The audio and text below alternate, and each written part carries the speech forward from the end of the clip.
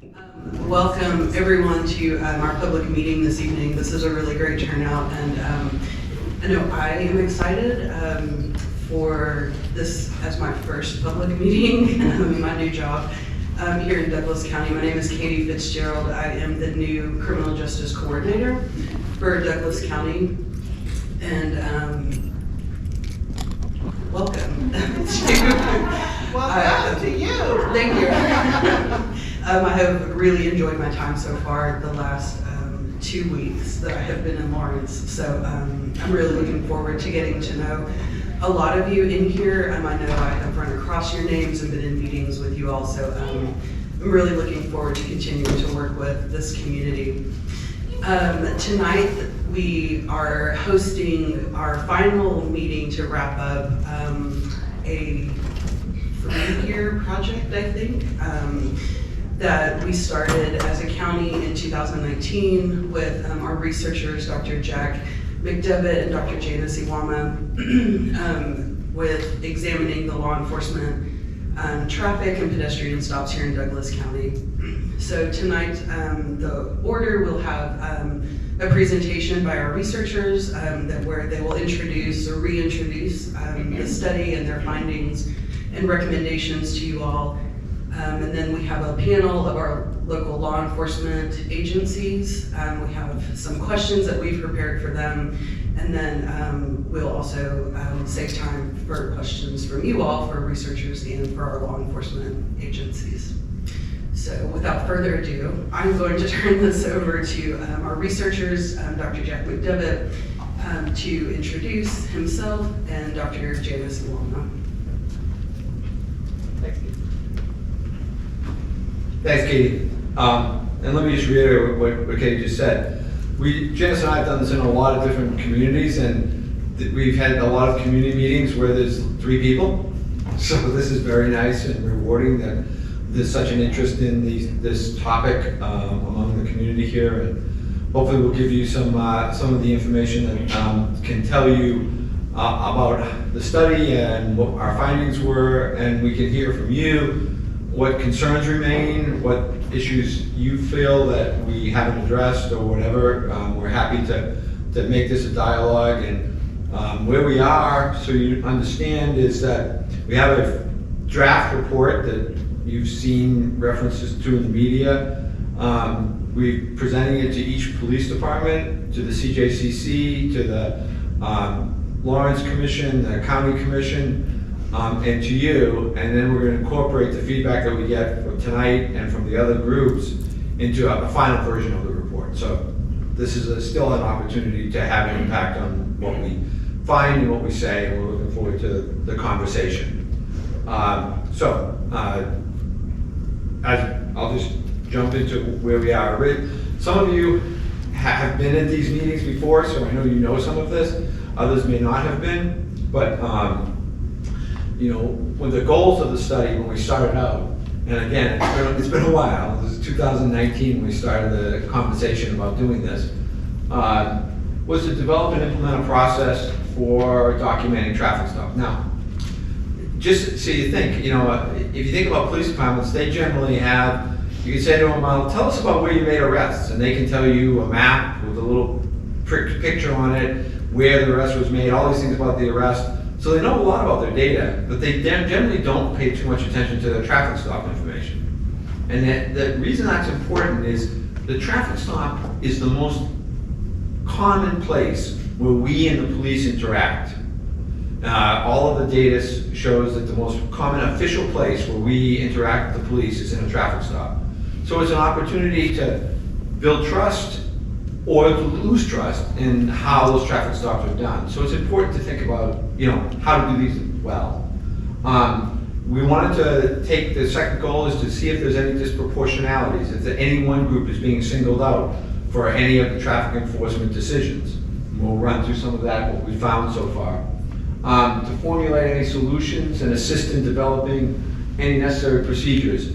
You know, Janice and I have done this in hundreds of police departments, and you know, you get all kinds of reactions.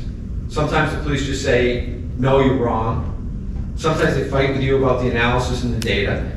But here, they've been really embracing the idea that they could learn some things and maybe do a better job or continue to do a good job, depending on the area, in policing for Douglas County. So, you know, it's been a good experience to work with the agencies here. As many of you know, one thing that's different about doing this study here is that generally when we do these studies, it's because of one of two things. There's been a really bad incident that came from a traffic stop and someone was hurt or police acted badly, and that's the reason they're doing the study. Or, as in Missouri, there's a state law that mandates it, that they have to do the study. So here, the CJCC, the community, the various commissions, and the 5 police departments all came together and said, we'd like to know this information. We want to do this study. And that's unusual for somebody to invite you in and say, we want to know if there are any problems with the way we're interacting with the public in traffic and pedestrian stops. So that's a unique feature of this, and one that is something that we're makes it a lot more engaging kind of dialogue. It doesn't mean we didn't disagree from time to time. It just means that we were asked to come and help. To frame where we are and what we're doing is this idea. Racial profiling is, if you think of it, it's a decision by a police officer, or it could be anybody, a store clerk, a college professor, whatever, that we're gonna make a decision and act on the characteristics of the individual, not on the behavior of the individual. So we're gonna treat somebody differently because they happen to be African American or Latino, Latinx, and that's an individual decision that a police officer or anybody else could make. As a social scientist, we can't measure that. I can't do a test that says this officer acted this way because of that. What we can do, though, is look at patterns. That if police were making decisions that, let's say, giving a citation to people of color more often than they give a citation to white folks, there'd be a pattern in the data, and we can identify that pattern. Social science allows us to do that. And if you collect enough data, and the right kind of data, then you can look at those patterns, and that's what everybody here in Douglas County has done. What we can then do is say, is it racial profiling or is it something else? Because disparities aren't necessarily racial profiling.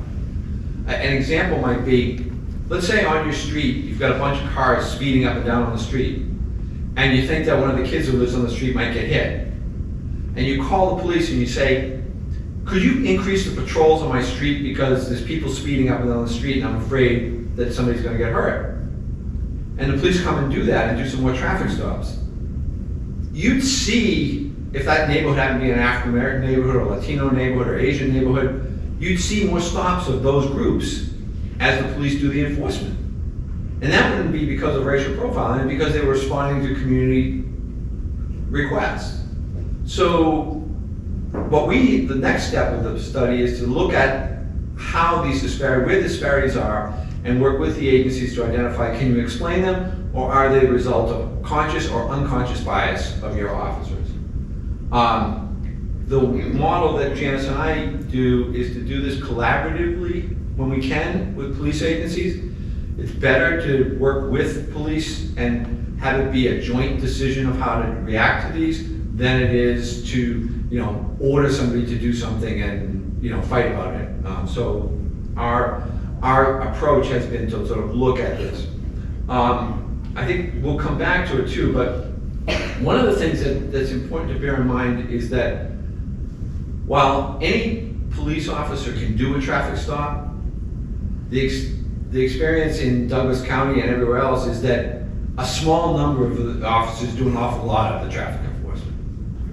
Which, to give you an example, 60% of the officers in Douglas County made less than 50 traffic stops in the last 2 years. 11% made more than 200. And 1% made more than 500. Now, that concentrates a lot of the effort into a few individuals, but it also is an opportunity to be able to do something about it.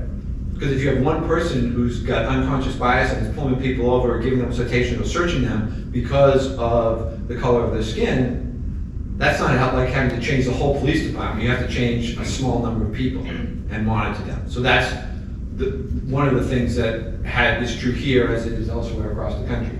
So I'm going to turn it over to my colleague, Janice Iwama from American University, talk a little bit about the boring stuff. One of the things we'll highlight in the beginning is to give you sort of an example of one of them, and I'm happy to talk in more detail about the other three approaches as we show you a summary of the tables, is what we call benchmarking analysis. So as you can see there, most studies, what they'll do is they'll use a census data population in order to compare those individuals who are stopped, and that's not a great measure. The reason for that is individuals who are driving through certain communities are not the same ones who happen to reside in that community, who happen to live in that community. So U.S. Census population is actually a poor measure of trying to capture whether or not there are significant disparities.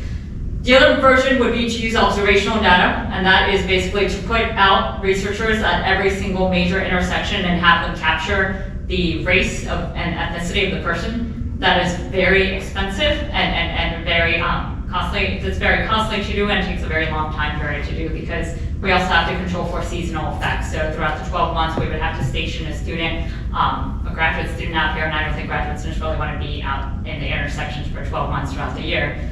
The third version is traffic accident data. The reason behind that is if you have a two-car collision crash, the person who's not at fault, if you capture that data for about 12 months, that's actually an accurate representation of who's driving out there. It's the person who's not at fault and involved in a two-car collision crash. Very common accidents that happen every day across the country. That captures an actual population of who's actually driving out through the streets. We did not have that available to us. We've done that in other states, but of course that's one of the things benchmarking that agencies could consider using that actually captures the population data who's driving out on the streets. The fourth measure is called the residential population. It's also considered a driving population estimate. The idea behind it is on the stop data collection form, we basically included individuals whether or not you were a resident or were not a resident of Douglas County. And then we pulled the US Census population and produced race and ethnic breakdowns based on the minimum age, which of course at this point happens to be 14, but they have restrictions. 15 has less restrictions, 16 really is sort of considered those with almost no restrictions. And so we capture that and compare that to the driving population, the individuals who were stopped, who happen to be residents of Douglas County, and sort of broke that down. Now this isn't a perfect measure, there's a lot of limitations I'll talk about, but this is one approach to use. So if we were to compare the census driving data to those residents who were stopped specifically, so that's some percentage of those individuals who happen to make up the stop population data, we broke it down by racial and ethnic backgrounds, and of course this also includes Hispanics simply based on limitations with the census data, and I'm happy to talk about that in more detail. What we found, for example, compared to Douglas residents who were stopped, pulled over by a police officer, and those who happen to make up the census population driving age, that, for example, African Americans were 2.7 times more likely to be stopped than white residents of Douglas County. We found that whites were about equal. American Indians, Alaska Native, Asians, or two or more races were less likely to be stopped according to their census population, and of course this is the census population reflecting the driving age. So that is one approach I'm looking at this, and this of course pulls the entire Douglas County data for those residents who were stopped by police officers during the 2-year study period. This provides a summary of our approaches because I had 5 additional slides that sort of break down each approach, and it's a little bit, a lot to overwhelm, but I'm happy to go into details with any of these because we do have slides. But we used about 4 different areas of approaches and broke it down by some types of approaches that fall under each type of analyses. The second one we did was what's called a multivariate analyses, and it basically controls for this idea that if we were to control for gender, age, location, time of day, time of the week, time of day, and we were able to control for a number of different factors, would we be able to predict whether or not a person of color would be stopped versus a white driver by one particular agency? And we actually, based on our final report that you'll see once we make it public, we found no significant findings, right? So we weren't able to find any significant differences across agencies for outcomes that involve, for example, citations, arrests. Discretionary searches was the one area we do highlight. So for example, in our study, when we control for a variety of factors, including whether or not contraband was found, There's about 15 measures. We also control for arrest rates. One of the things we hear from police agencies is when there happens to be more crime in one particular area, there's going to be more enforcement. We also included a control for that using local level data for every month of the year. We found that there was, again, a significant difference between persons of color being stopped and searched versus non-persons of color or white drivers being stopped and searched. So that was one area we highlighted, and that was pulling all of Douglas County data together. So that's a second area of an approach. The third approach is called the veil of darkness approach, and I'm happy to go over that in a lot more detail, but just in a really quick couple of sentences. The idea behind that is if I happen to look through a car during the daytime, I'm able to tell what the color of your skin is versus the nighttime where it's a lot harder to tell, right? So the idea is if we were to control for this notion of darkness versus daylight, and understand the idea that the distribution of individuals driving throughout the day and throughout the week and throughout the year varies tremendously based on daylight and darkness, we can specifically sample a very smaller pool in order to control an uneven distribution. So let's say between 5 and 9 p.m. is what we consider to be a veil of darkness approach, what's considered the inter-twilight period. So we went through the data and basic control for daylight and darkness in order to compare whether or not there was a significant difference of those individuals that were pulled over. So we basically went through the data and controlled for daylight and darkness for every day of the year using U.S. Naval Observatory's data, which gives us a specific time on when is daylight, when is darkness, and controlling for those particular hours.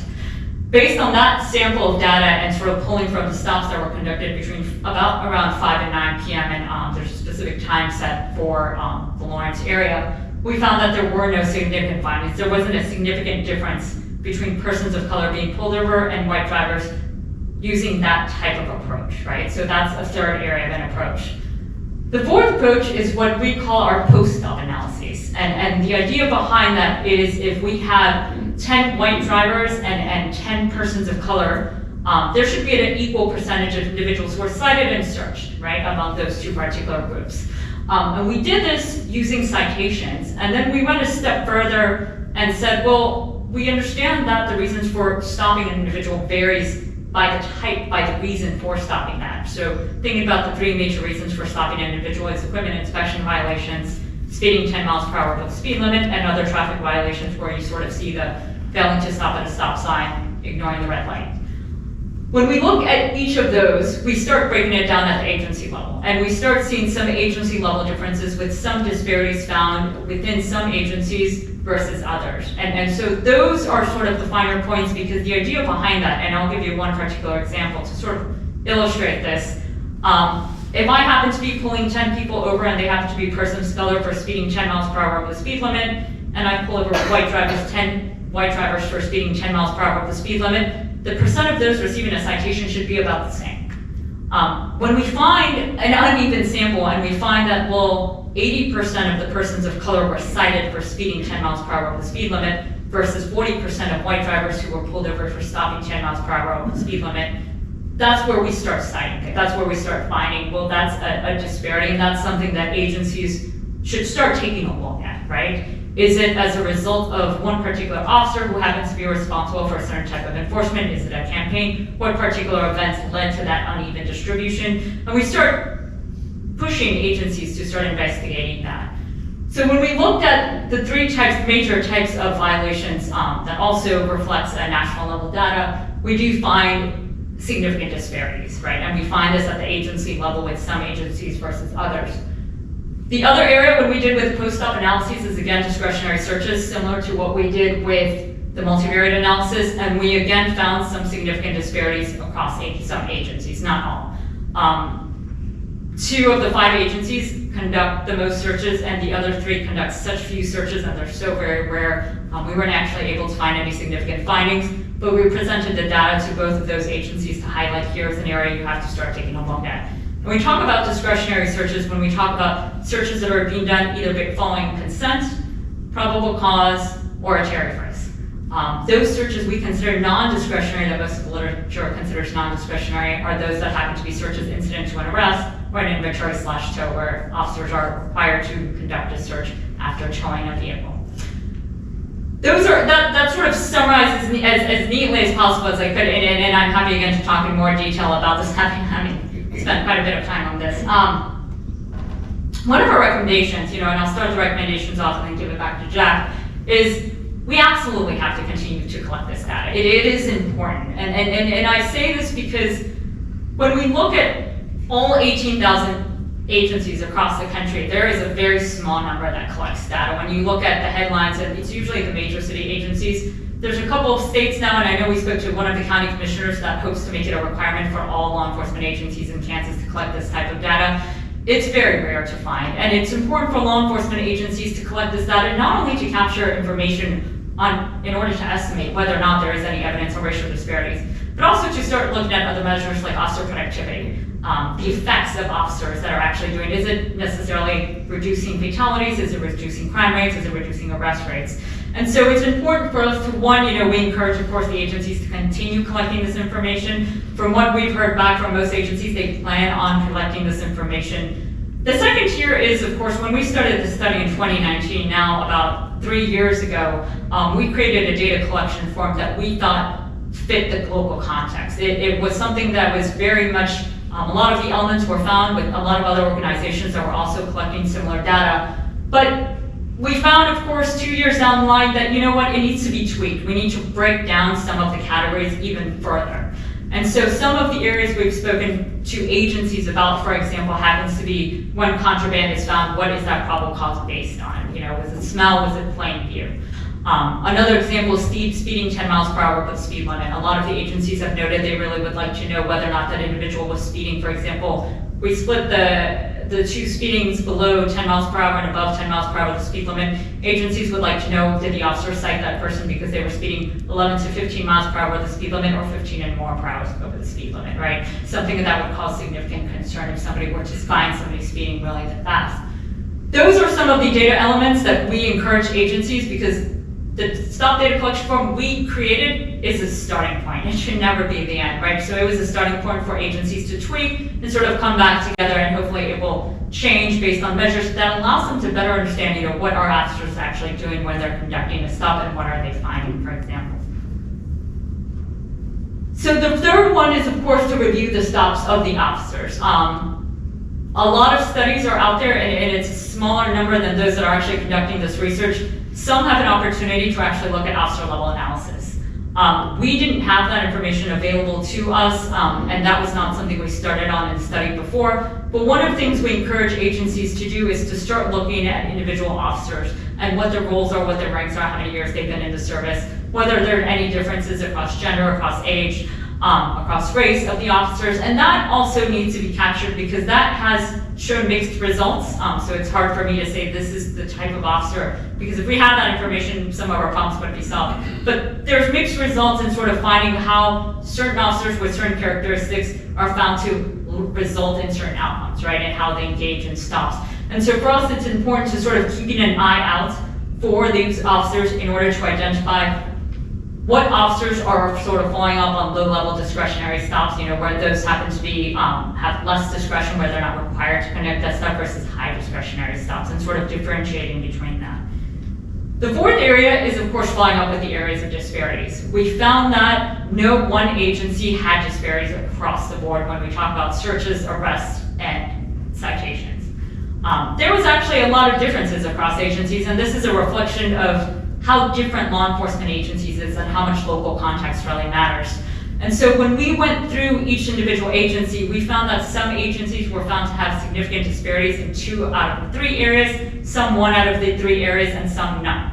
And so for our standpoint is, because this is a data collection that will hopefully continue moving forward, that agencies should consider and create actions and objectives that go behind where those areas of disparities are to be found, right? And investigate further in order to determine, are those legitimate versus illegitimate disparities? And is it based on one officer's action versus another's, or is it based on a policy that was put into place and whether or not there need to be changes made? So trying to follow up on those particular areas where we find there to be significant disparities.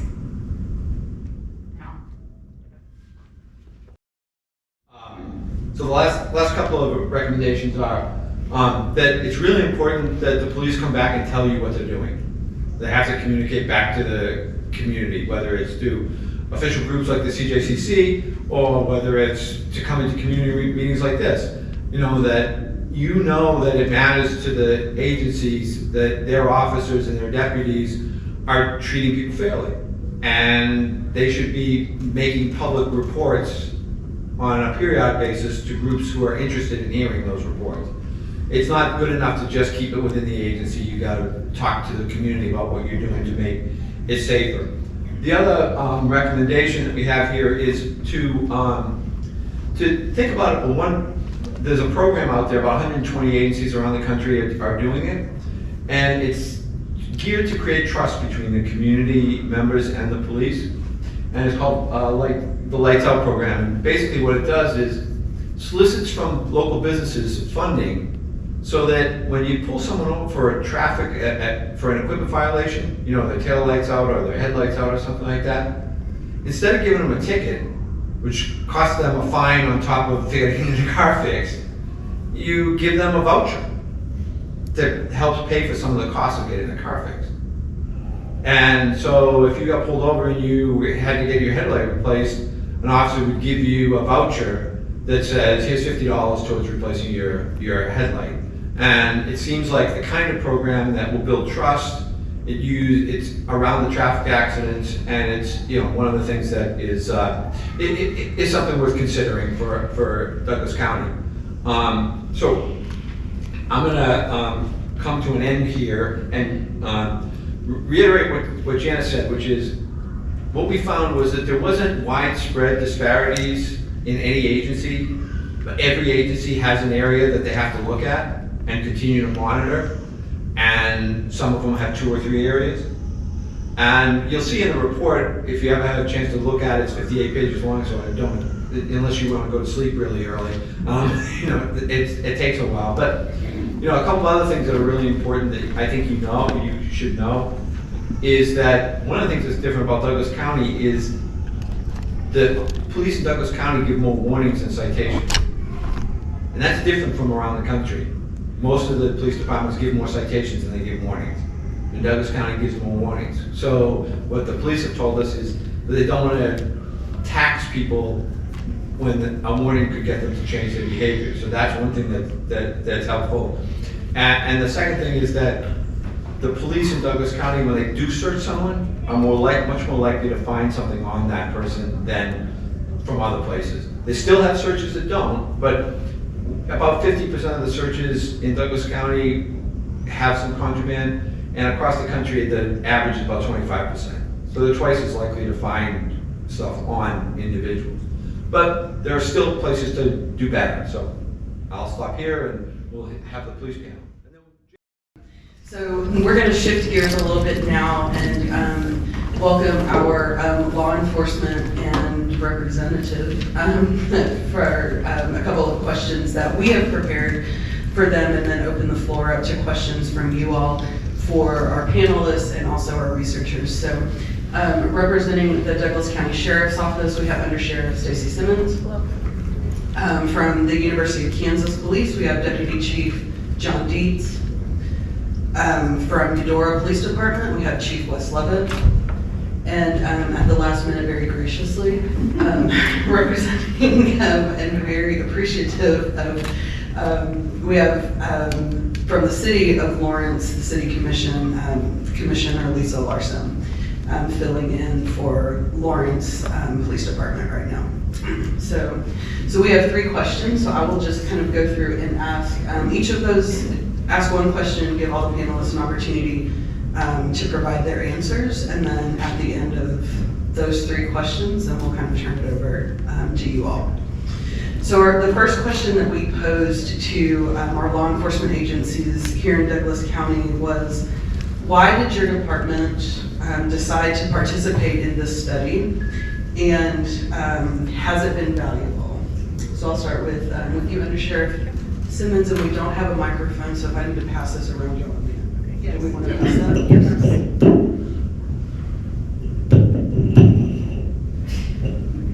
Sorry, that's fine. It'll get better. No problem. Undersheriff Simmons, thank you. Thank you all for coming today. Being a part of what we're all doing here is not only as a law enforcement agency, but our community working together. So thank you. Yeah, you wanted it, that's why we're doing this study. The community said this is what we want, so we're on board with that. We're transparent with the sheriff's office. We want you to know who's in and out of our community, why they're being stopped, why they're having contact with law enforcement, what that enforcement action is, what the outcome is, and we wanted it as well. We want to know those exact same things. So that's really the two main reasons. One also is that I talked about earlier, which is for productivity of the sheriff's office. We're your sheriff's office, we're your local law enforcement, one of your local law enforcement agencies, so I think it's important to know what it is we're doing, not only to keep our community safe, but also for you to know what we're doing, basically at all times. You're probably going to hear a lot of redundancies in all this things. So I appreciate everybody coming and knowing that people care about the work we put into this and what we've done about it. As a department that's driven by procedural justice, legitimacy, and community policing, we decided to participate in this study to be sure our practices are in the best interest of all members of our community. And if there's a problem, to number one, identify the issue, and number two, take the necessary steps to address the issue. At KU, we have all types of people that come to KU. We want to do what's best for that community, and hopefully they trust us to do that, and it builds relationships, which is part of what we need to be doing anyway. So, the study's been valuable to us. The second part of that question I almost forgot. It's been valuable to us to identify problematic areas. What's interesting, kind of different about our department is we're also involved in a memorandum of understanding with Fort Hays State University for de-escalation. They're part of a study they handle all this training for de-escalation. Every month we have to send stats as part of that MOU that we're in. We incorporate the stats we get from the stop data into that process. So we've been able to get the data we're collecting, we've been able to use that in a lot of different areas, not just our stop data, but other things we're involved in as well. I forgot the valuable part.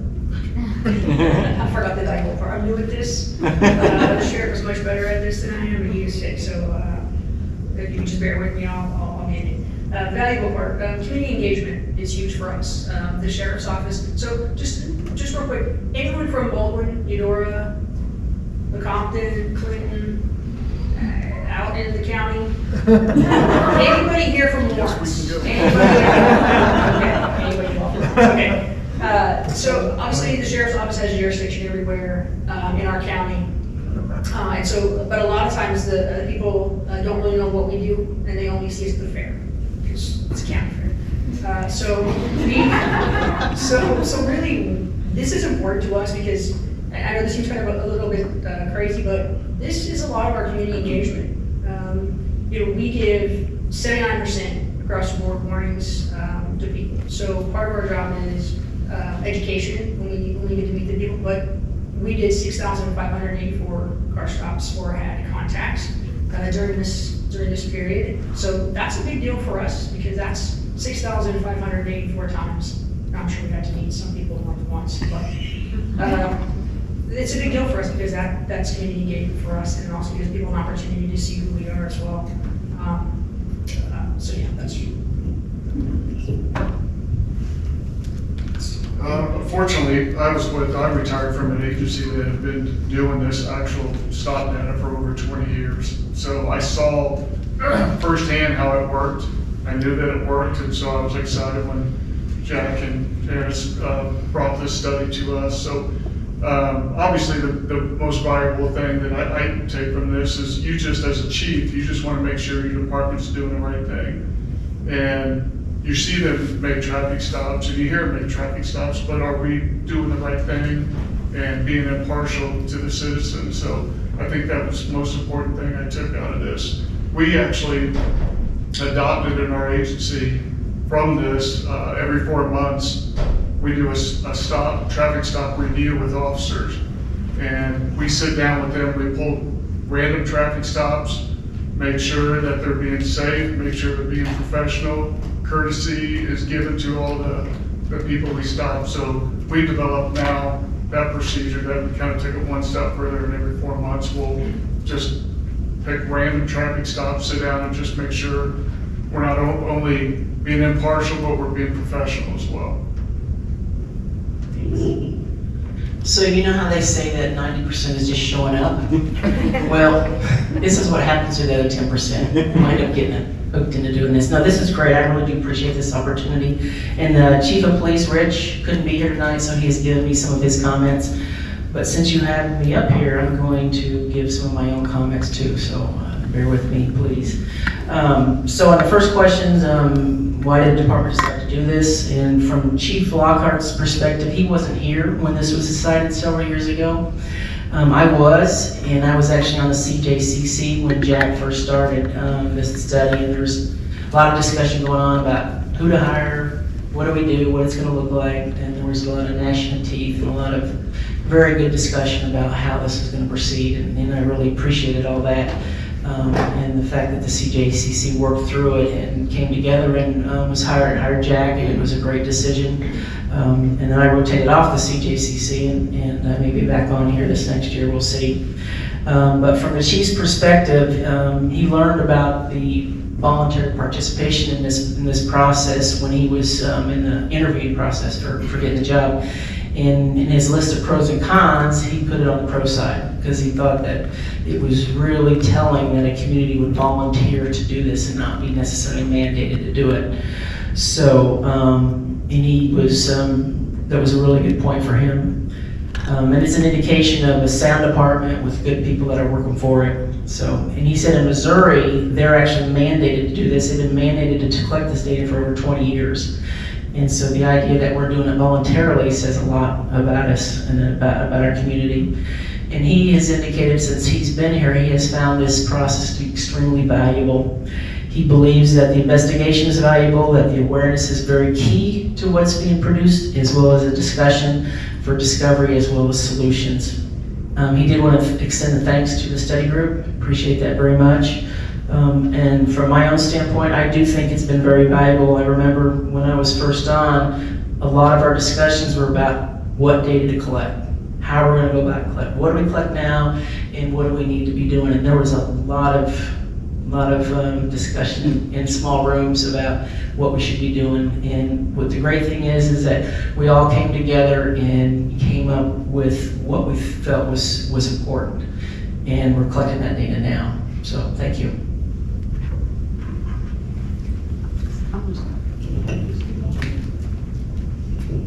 Thank you, Commissioner Larsen.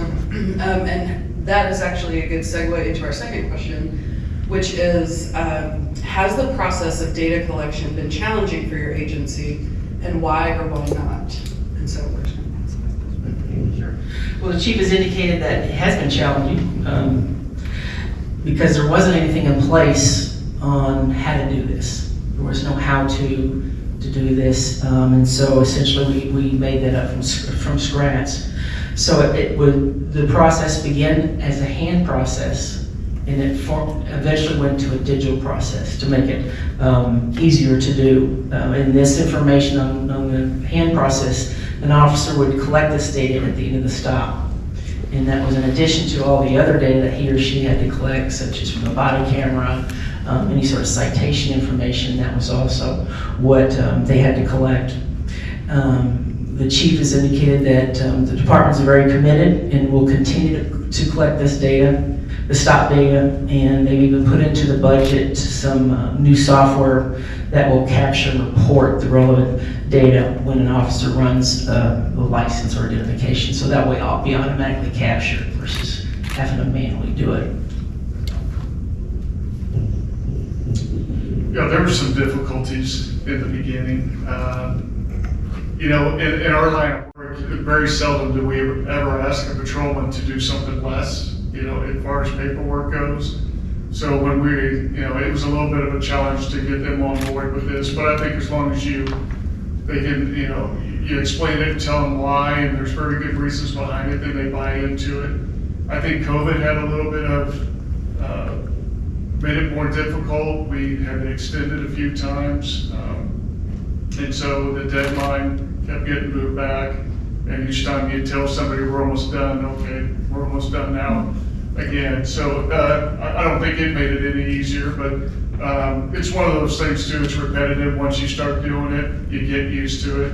Then they kind of forget about the extra steps that they have to take after a traffic stop. So I think everybody's been bought in now after it's been 2 or 3 years. So I think those challenges are in the past now. Change can be challenging, right? And it was for us as well. Officers are very regimented in car stops. I call out my location, I get out of the car, make sure the lights are right, I make sure the cameras are on. And we added another step of filling out another form. And I don't know about LBD, we're still in the old age, it's still a form for us. We went through different software packages and tried to figure out, how can we make this digital. And at the end of the day, for us in our situation, it was just easier to fill out a form and put it in a database and then send it to the researchers. And that's still how we're doing it today. And but like Chief Lovett said, it's getting officer buy-in, telling officers we're not out to get you, we're out to hopefully prove we're doing things right. And once we get that point across, I think we got better buy-in than what we might have otherwise. So one thing, cops hate more than change, and that's things that stay the same. So it's really, it is just another challenge for them in this day and age when things are dangerous for all of us to keep their head down and filling out some more forms. But we do it, and it's working. There are a few things in the beginning that we realized, maybe 6 months in, that there were some tweaks needed to be made to the form, which we're going to be doing. We didn't want to skew any data, obviously, but changing things up as it was going. I think we talked about that earlier, which is searches. One of the issues that the Sheriff's Office had with the study was some disparity was searches. I think we did kind of work through those things just by changing the form a little bit on what those probable cause searches were actually for, and how, like whether it's plain view or odor or something like that. So I think that's something that we're working toward. Also speed, which you talked about earlier. Municipalities, 10 miles an hour is maybe significant in some areas, but 10 miles an hour in the county is not as significant. We have a lot higher speed issues in the county. So some of you travel outside of Florence. It's good. So we have a lot of those, and clearly on K10, 59, you've experienced that. So that's one of the areas we feel like we need to make some changes in. Okay, and our last question has 3 different parts. How is your department planning to use the data? What are your next steps, and what challenges, if any, do you anticipate with this?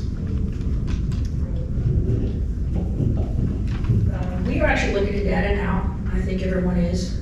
The study's been around for a while, so as we get in preliminary reports, we've been looking at some of these areas where it shows disparities. There's been some issues. I think one of them also for us was traffic violations of equipment that were higher for the Sheriff's Office than anyone else. So we're delving into that. So we're looking at all of the areas, whether it's a high or a low disparity. Those things are all important to us in every single category. That 58 pages has a lot of information in it. So it's a good read, it's professionally done, but it's a lot. So it's gonna take a little bit. We're working through those things. For searches, what we did was we went back to all the searches that we could get on our server that hadn't fallen off. So what that means is after a year, they basically call it waterfall, where it just kind of falls off and lets more room for more information. So we went back, we took all of those searches that we could get, and we reviewed those one by one individually. And so the challenge on that is we didn't find anything that violated the law. We didn't find anything that was a bias, but then there's always a situation of how did it get to the search? So those are things we're looking at. We don't want you to feel like we're just, sending those things off. And once we look at them, they're done. It's never going to be done. It's always going to be constant. We're always going to collect this data. We're always going to continue to look at this data. We're also looking at, are changes in policy necessary? Is additional training necessary? Is the culture of our organization necessary? For us, for municipalities, actually I can't speak for everybody, I know Lawrence Police Department has basically a fix-it ticket, where if you get a ticket for a violation, you can get it fixed within so many days, then it's essentially disposed. We don't have those. We write off state statutes and not municipality and not municipal statutes. We don't have that. So if you get a taillight, a headlight violation, it's gonna cost you a lot. Those tickets are very, very expensive. Those are state statutes. They're set. We have nothing to do with those. You gotta work a few hours before you can pick out one of those tickets. So we try not to write those tickets, but we did find a disparity where we actually had more than we thought we would. And so clearly we're gonna delve into that and figure that out. Generally what happens is when we have, say, a driving under the influence, whatever that initial stop was for, whether it was for speeding or a violation, tag light, headlight, we'll write that ticket to go with the report to send to the district attorney's office. But we're also finding that that wasn't necessarily the case. So again, those are some of the disparities we've already been looking into. As far as training goes, I know that training is, I don't want to say it's a buzzword, but really people are like, oh, you need more training, you just need more training. That's not necessarily the case. We need good training. We need updated training. Since the 90s, vice-based policing training has been required by state law, and we do that every year, the requirements and then so on. So we're taking care of that. There was yesterday, I can't remember who said it, but training for supervisors for this. So that's definitely something that's important to us. So we want to know who the drivers are in our community, not just the residents, right? So we want to know who's in our community. The bypass, anybody been on that thing? The 2-lane? Is the busiest 2-lane highway in the state of Kansas. Over 20,000 vehicles pass through that a day. So that's additional traffic for us. It's additional, 120,000 people live in our community, plus the 20,000. Some of those are commuters, some of those are residents. So there's a lot of variables that go in to these statistics, and these are the conversations that we want to have when it comes to disparities about maybe why this is happening, and getting information from our community about maybe why these things are happening. I'm a talker. I'm not good at it, but I'm a talker, and I'll get off in the weeds. So challenges. So this is something I've been thinking about for a really long time. We have a lot of meetings. We talk about racial disparities. We talk about the contact study. Maybe some of you are aware we're talking about disparities in our correctional facility, also run by the sheriff's office. So there's a lot of things going on in our community right now about race, about gender, about ethnicity, about law enforcement. And I find that these conversations sometimes aren't as honest as they need to be. And people immediately be on the defensive, and I will tell you that I'm one of those people. I'm proud of what I do as a law enforcement officer, but I also understand that there's a perception and truth from the public toward law enforcement. So I think those conversations really need to be open and honest. And we need to just check it at the door and really figure out what's going on here. And that's both sides, right? We have questions for you, you have questions for us. Like, how can we work together as a community? How can we work together where it's not divisive, where it's not this side or that side?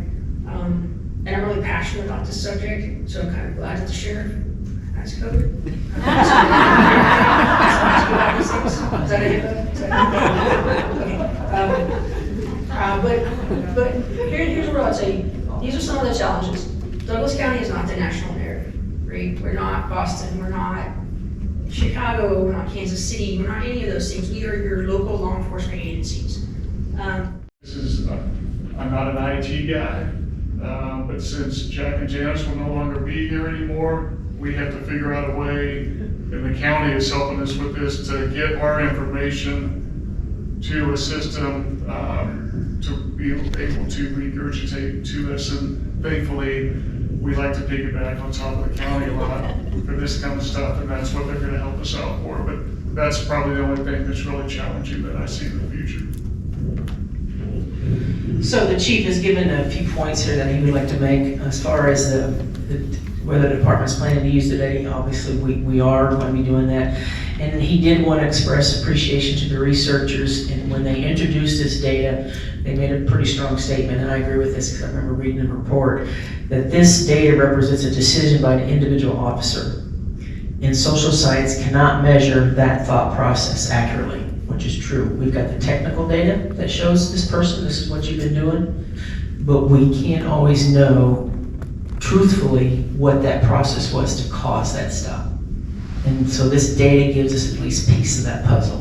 And so that's what we're going to use. By having the data, it allows us to address each individual officer at that level. So when we start to see the data showing potential bias, then we can sit down with that officer one-on-one and take that first step to talk to them about the data collection and what it's showing, and have that conversation. And if the trend continues, then we can take the actions necessary to address it with that specific officer. Now, I know that we did have an officer who was engaged in bias-based policing, and we could see that very clearly. And so that officer is no longer with us. And the chief has indicated he's never heard of an internally prompted investigation of bias-based policing producing an outcome within the department other than in our city. So he's not aware of that. So even before this study began, he's been aware of and monitoring officers' behaviors to ensure that bias-based policing isn't taking place within our department.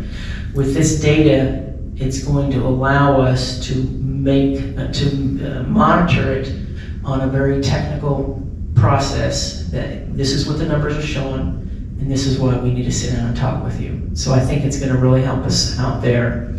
And we do have a policy that prohibits bias-based policing, and the training that we do with our officers reinforces that policy. And they're going to continue to work, and we'll work diligently to make that sure that officers are making quality stops. The chief has indicated that there's always room to improve, always, and we will continue to try to do that, work to do that.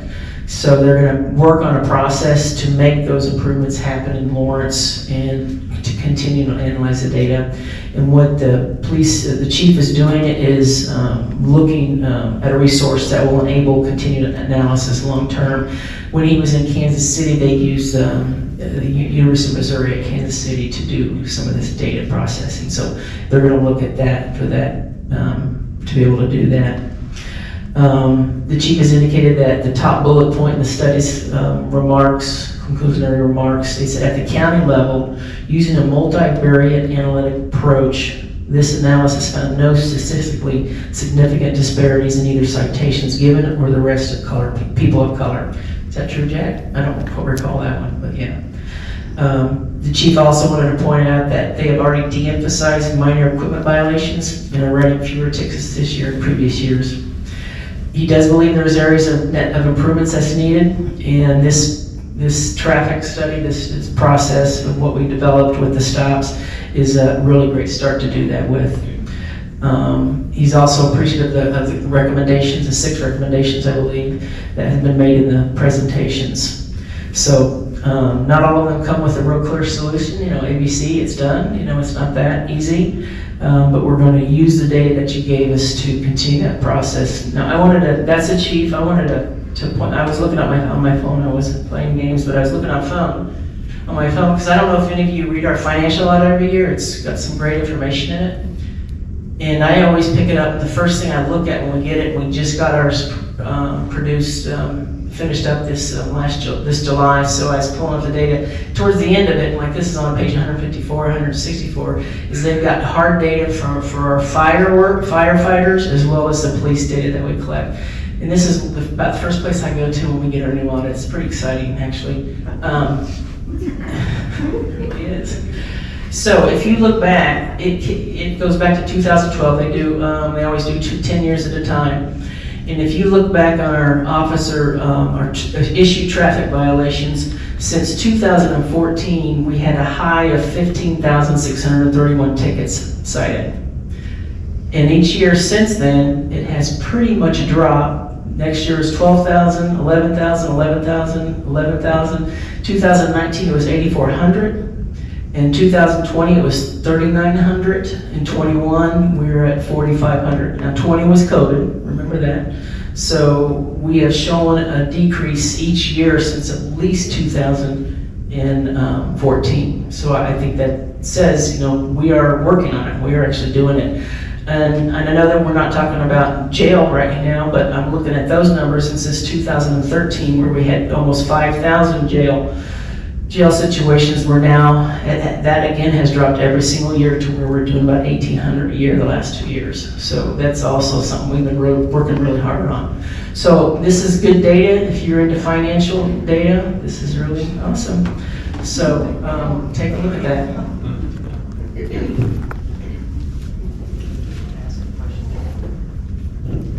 Thank you to all of our panelists. So we have about 22 minutes. Library closes at 8 o'clock, so So- we'll be out here at 8. Yes, so we're gonna open this up, but I'm gonna, we only have one mic, right? You can talk loud. Still? Okay.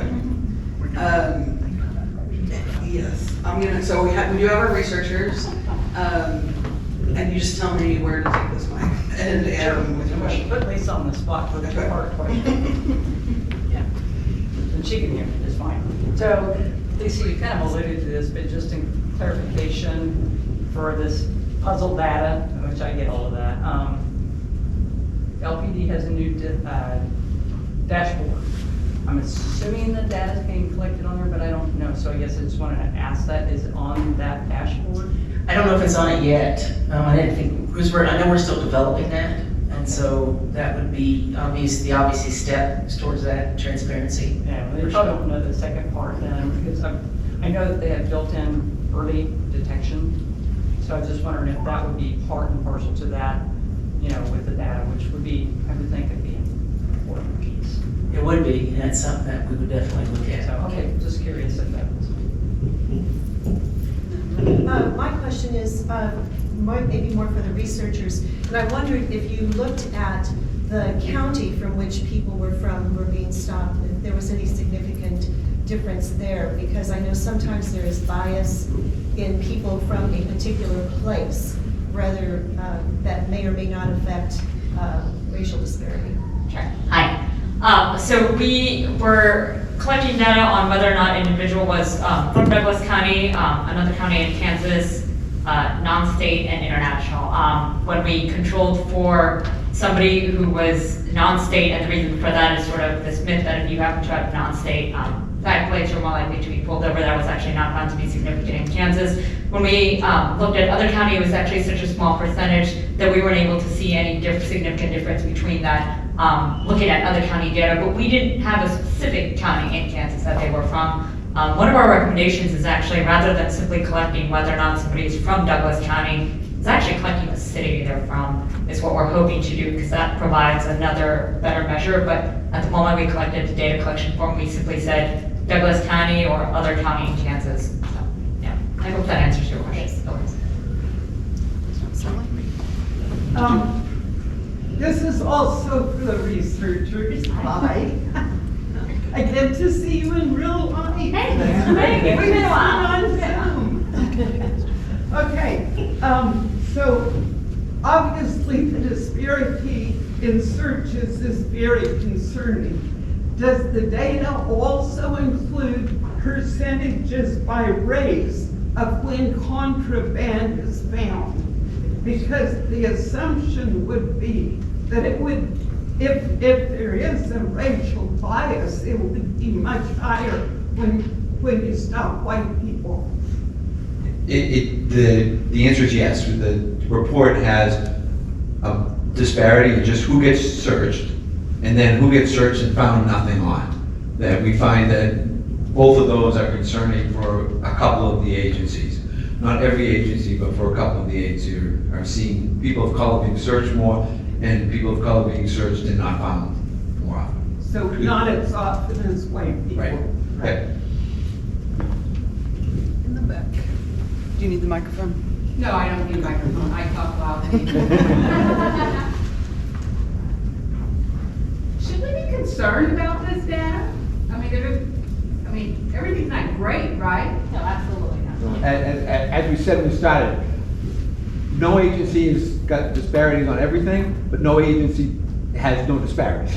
So they all have areas they gotta go work on, and the most consistent one, as Janice said, is searches.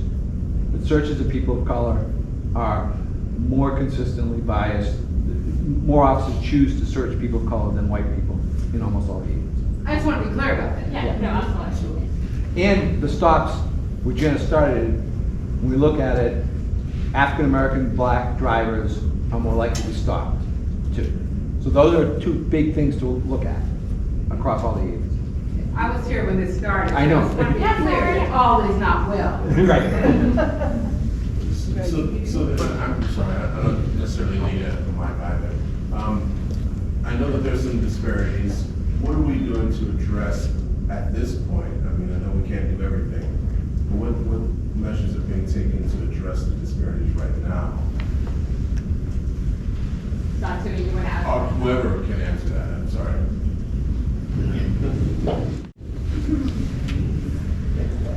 So it's a good question, and it's been asked before. I think that it's been asked before in a manner, and I'm not sure if this is where you're going or this is just where my mind is we've essentially been asked to stop doing searches until we can figure out what's going on. What I will tell you is we are 100% aware of the disparity. We are looking at the disparity. I'm sorry, I'm not sure if you were here the whole time when I was talking about, okay, if we were talking about searches, that's fine.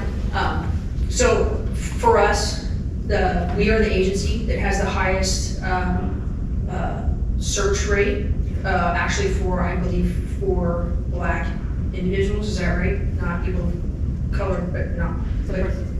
Is it for the whole thing? I thought it was just for persons of color. So that is us. We have the highest rate. Here's one of those conversations. Well, first let me go back. We've taken all of our videos and we've gone back and we've looked at every single one of those that we can.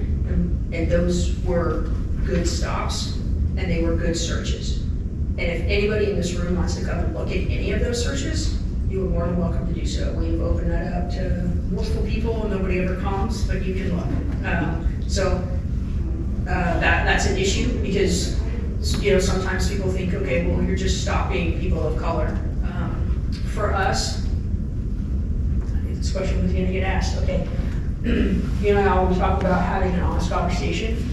Well, here's an honest conversation. 10 o'clock at night, between the hours of 10 and say 1 o'clock, those are high times for searches. Pull over a black male, that car ends up getting searched. Probable cause search. Who in the audience can tell me why that's probable cause search? More than likely, probable cause search for a specific thing. Who can tell me why? Go ahead. Because it's dark and you can't see the car. The actual car stop itself, you can't see, so that's true, thank you. Most of our car stops are 70 miles an hour, one way or the other. We can't, and so that in itself is not an issue, but the search itself is an issue. Anybody know why? There's no data on this one. This is just something that we do because this is what we do for a living, okay? It's the odor of marijuana, okay? It's the odor of marijuana, okay? So that gives us probable cause to search a vehicle. So we do. Nothing's found. Why is nothing found? Because he was bothered to smoke it. Yes, done. You're right, it's gone. There's nothing there. So the form says probable cause. Yes, nothing found. Right, nothing found. So those disparity numbers are big. They're huge. We know that. All right. Next day, same time, same place, same deputy. Pulls Steve, a white guy over, right? Known drug dealer, is that car gonna get searched? Probably not, Probably not, why not? because he's a white boy. Because you can't smell heroin. He's probably not smoking it. Yeah, you can't smell heroin. He's selling it, yeah. So that's an issue, that's an Can you issue say for that us. louder so we You can all can't smell hear? heroin, Right. okay? That's the conversation that we don't have. We don't have.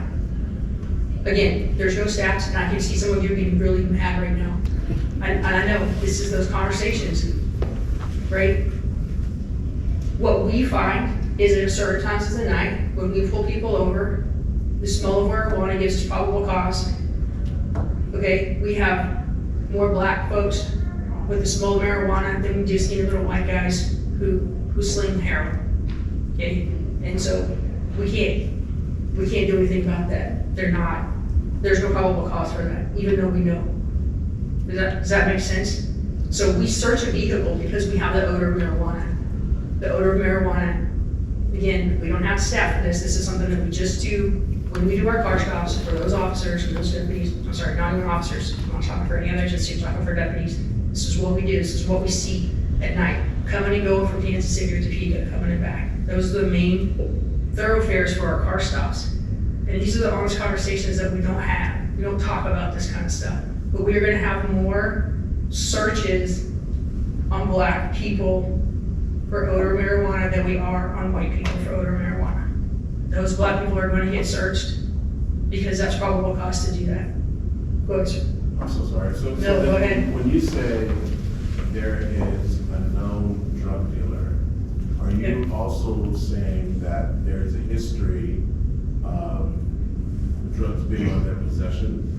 Because I guess my understanding has always been that if there was a history of drugs being on their possession, then that was an automatic search. So I'm wrong about that. There's no probable cause for that. We can't just search somebody just because we know that they're a drug dealer. That's not how it works.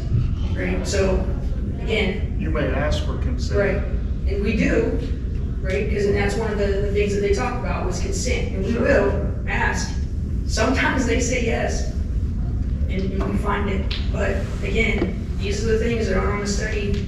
These are the things we need to talk about. These are the questions that you need to ask us. I'll be 100% honest with you if I can. If I don't know the answer, I will tell you I don't know. But I can see people right now, they're very uncomfortable. Everybody kind of sat up, and I understand, right? And that's a great question, it really is. Again, is there a staff for that? No, there's not a staff pulling over, stealing from a white guy, it's his hair.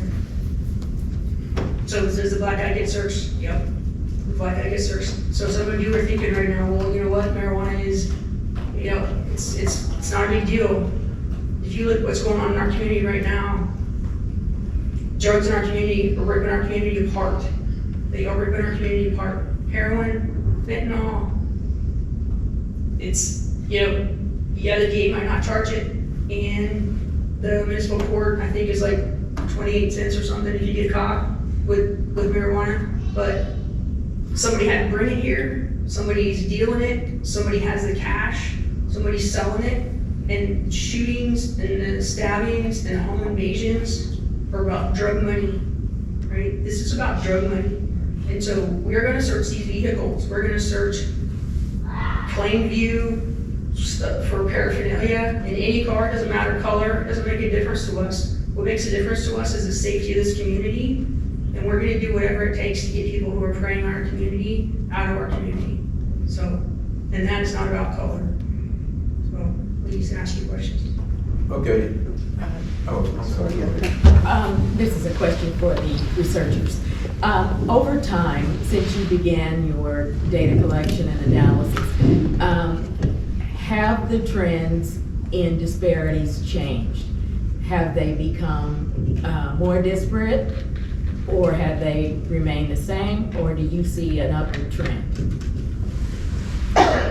The disparities have changed. There have been some change. It's been a little bit hard to control because we went from doing 2,000 stops a month to doing about 400 during COVID. And so that is a little bit hard to control given the trend, given the number of stops that have been done. But the disparities have absolutely gone up and down. They've gone up and down over time, and they've gone up and down by agency, right? And a lot of that has to do with search practices themselves during those time periods. Seasonal differences, absolutely. Okay.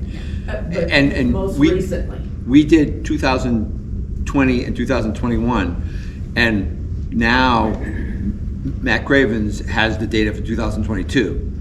So it's a perfect question to ask as to what's happened since 2021, because we stopped our analysis at that point. So you have almost a full year of data to look at the trends and the disparities and how they've shifted over the past year.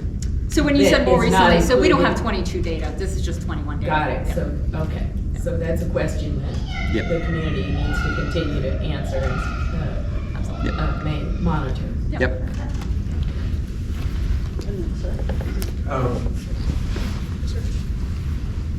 Okay, the question that I have is related to the traffic stop. Isn't it now taken away from the traffic stop of odor? Hasn't that been? No, so marijuana, is still illegal. The district attorney won't charge, for, simple possession or, just, blunt or something that she was not gonna charge for that. And that's her discretion, she doesn't have to. And I think, municipal court, or the Lawrence Municipal Court is the same way, it's a fine. But the actual charge of marijuana is still, it's still on the books. It's still, so if the state decided to, legalize marijuana, there would be no more of that. There wouldn't be, we couldn't use them to order a marijuana to search a vehicle. There would be no probable cause because it's essentially legalized. Okay, but the reason for your stop is the odor only. And, from my experience in dealing with drugs and people that are using drugs, marijuana is not the cause of all of the other issues that you're talking about. No, it's not. The heroin, the It's not. fentanyl, and all this other stuff. So to me, you're using that as an excuse to pull these people over, charge them, but yet still you're allowing these others to continue to do their dirt. So we've got to come up with a better method in addressing all this other stuff that's causing havoc in our neighborhoods, because it's not actually marijuana. Right, so that's kind of a three-part question. Probably 4 or You're 5. right. Yes. But yeah, absolutely. So you're right, when the people who use marijuana, you think about people who are just using personal use marijuana, man, they just want to be left alone, they want to eat, Taco Bell, eat some Funyuns and just be done, right? They think it's not a problem. And I understand that. And we're not out to charge or to take anybody to jail for that. Like, we don't do that. But the marijuana that's coming in, the fentanyl that's coming in, the heroin that's coming in, the opioids that's coming in, they're all drugs that are in our community, and there's money and guns and shootings and stabbings and all those other things that go along with that. And it's not the personal use of marijuana, it's the dealers, right? So we don't know what's in that car, right? And I know exactly where you're going with this, and to a certain extent, sure, you're right. That gives us a way into that car to make sure that nobody in that car is a felon with a gun. We would do that whether it was a black person, a brown person, a white person. I mean, if that smell of odor of marijuana is going to let us get into that car to search that car, there are other things in that vehicle. And those are the things that we're after for our community. Not in particular, we're not here to hem somebody up because they got personal use weed. That's not what we do. But it does allow us the opportunity to get into a car. Same with the white guy. If the white guy has an odor of marijuana, he's getting searched as well. I mean, somebody's grandma's getting searched. I mean, it's not legal. And so you're right, fentanyl, heroin, those are huge issues in our community. We can't get those by doing probable cause search. So we have other groups of deputies that are in our Nexus unit, and that is what they do, is they go out and they have to do buys, and they have to set up surveillance, and they have to do those kinds of things to get that out of our community. So we're kind of taking two paths here, but when you're looking at fentanyl, opioids, those kinds of things, when it comes to the dangers of this community, it is absolutely not okay, and we're going after that. And don't We're forget also about going that. after, But the other thing is, don't you think that focusing on, okay, let me ask this question. Do you have data that identifies an individual that can pull over by marijuana and what of these other drugs that you have found?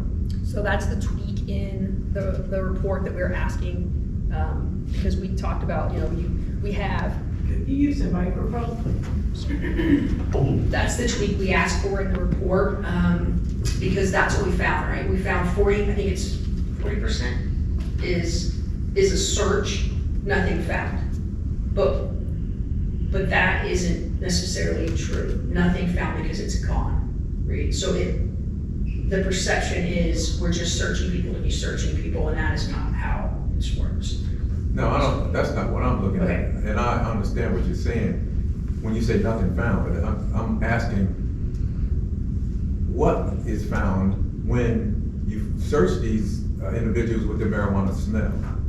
Exactly what is found and how much of it is found on these individuals as related to all the other things that we've been talking about. Right. So that's one, again, that's gonna go back to the form. So the form is probable cause, but it doesn't say what the probable cause is. So that's what I'm saying. We don't have that stat yet, right? So when we have a probable cause search, we have numbers that say, so many people got arrested, so many people got cited, so many people got this, so many people got that, 40% not found, which means nothing happens. So we will have that information. We don't have that information now because the form doesn't allow us to do that. But that's what we want to do so we can show the numbers for us and for you in a format that makes sense. Of the folks that you have found who appear to be dealing drugs, we have large quantities on their person, in their car, whatever. Can you speak to the percentages who are people of color? I think that's something that we'll have to go back and look at reports. I think that's important. I think it is. And so when we do that, we do send those people to the district attorney's office, district attorney's office for charging, no matter gender, color, or any of those things. So, but I understand your point, and yes, we can look at that.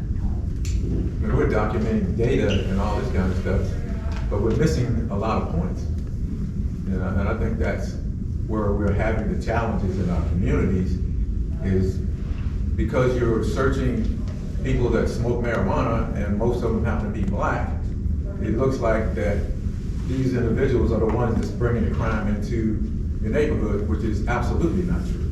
Yeah, and there's no correlation to that, right? There's no correlation to just because you find somebody smoking personal use marijuana coming or going from our community means that they're dealing drugs in our community.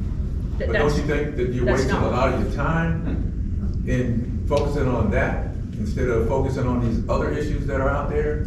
So, because it takes a lot of time to pull someone over and search them and do your paperwork and all this kind of stuff. Right. Versus actually focusing on where these drugs are coming in from. and we're doing both. We're doing both. So again, the drugs that we're talking about, like the fentanyl, the opioids, those drugs, we have a unit that does just that, right? And so we are out focusing on those drugs, but we're focusing on everything that comes to us as well, right? So if we make this car stop and there's an odor of marijuana and that gives us probable cause, then we're not gonna just walk away from that because we don't know what else that they may have, or they may or may not have. So it's not like we're out specifically looking for people to search. That's not what we're doing. So I really appreciate this dialogue. I think this is the kind of dialogue That we need to have. we need to You're right. have. And it feels like that. It I feels really- like you're targeting. That they were targeting? Yes, it People of does. color? Because of Okay. the disparities, and that's, I'm just stating a fact. Okay. It does feel like it. The state doesn't mandate you to search just because you smell marijuana. That's right, it doesn't, but when we have probable cause to do so, what else, we don't know what else is in that vehicle, so we're gonna check, and sometimes we ask for consent, sometimes we like have the other folks that are known drug dealers, we'll ask, but we can't do anything about that. The thing about that is, we don't want drugs in our community, all all right? That's the bottom line, and I know Where's that there's a lot of people. marijuana? Or you Can can I- also drive under the influence of marijuana too. Can I ask a question for clarification? These people were stopped in the first place for something. What I'm interested in knowing is, are they stopping because they are stoned and driving erratically, or are they stopped because they've got a tail light out and then it leads to something else? Is there any way to All of break that? All of it? Okay. All of it. I mean, so car stops for us are generally on the highway, so it could be anything, right? It could be night, and most of the time for the searches come at night. So a lot of times it'd be equipment violation, tag light, headlight, brake light. So those are called pretextual car stops. And if we want to get into a vehicle, which is legal, okay, probably not gonna like that, but it's legal, it's been through the Supreme Court. But at night, you can't see any of that. We don't even know who's driving at night. So when we make that car stop, and a lot of this is just educational. Hey, I don't know if I have a headlight out or a tail light out or whatever. So those are equipment violations, or hey, you got an equipment violation. But yes, they could lead to anything. You know, if there's plain sight of drugs or paraphernalia or guns or whatever that case may be. So we don't. I'm sorry that it feels like that we are targeting any member of our community, because every member of our community should be safe. Every single member. And so we don't want people to feel like just because you're gonna get pulled over, you're gonna get searched. And I know that the perception of that is for people of color that is what's gonna happen. So. Could I ask you something You else? can ask Would me. you be able to answer the question of how many people are being pulled over multiple times? Yeah, we could, I mean, I don't have that, but Right, yes. but Yeah, you absolutely. have data on Oh, that. yeah, absolutely. Yeah, every single car stop that we do, we're all connected in the same system. So if that person gets pulled over in Baldwin, we can pull it up. If they get pulled over again in Eudora, then Eudora knows that they got pulled over in Baldwin. Same with police department, same with the sheriff's office. So it's all interconnected. Well, I think maybe taking a look at that and seeing what the numbers show along the demographic lines might be revealing as well. Okay. And, you know, part of, you mentioned transparency. I believe it's important for agencies to police themselves. And also, I think I would feel more comfortable that you were making an honest effort if there was a more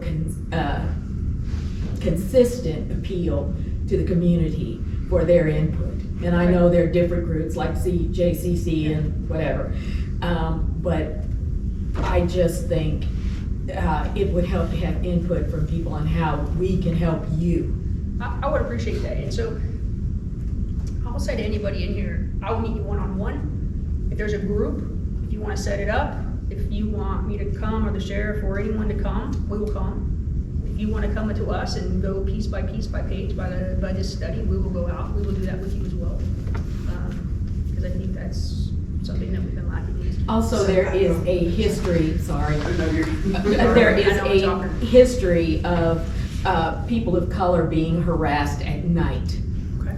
all the way back to slavery and Reconstruction era. So that's something that law enforcement should bear in mind. Absolutely. That this really smacks of harassment, so. Okay. I just have one thing So to leave I- with you guys. How often do you as units go out into your communities and attend the kids' games, become a part of the community, and be a positive force versus coming after the individuals because they've done something wrong? Think about it. You need to be there. Quite So often I'm for us. gonna, before, I don't mean to cut you off, we are a few minutes past the library closing. And it's unfortunate that it is right at this point in our conversation, because I would really like to continue that, as I'm sure some of our panelists, I know our audience members would as well. So before we let everyone go this evening, I want to thank our researchers, Dr. McDevitt and Dr. Iwama, and our panelists, as well as a very appreciative thanks to you all as members of the community for coming out not just for like my first community meeting with you all, but for this particular topic and for the conversation that you all are having as well. And I look forward to working with all of you to as best I can in my particular role to see how we can continue these conversations and the data, and especially working with our panelists and their agencies